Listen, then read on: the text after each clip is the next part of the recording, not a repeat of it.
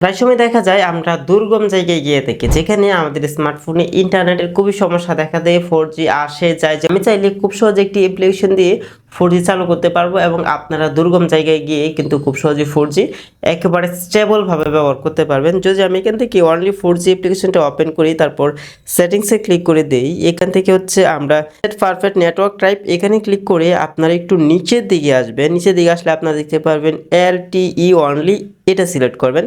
এটা সিলেক্ট করে দেখবেন আপনার ফোনের মধ্যে কিন্তু 4G চলে আসবে।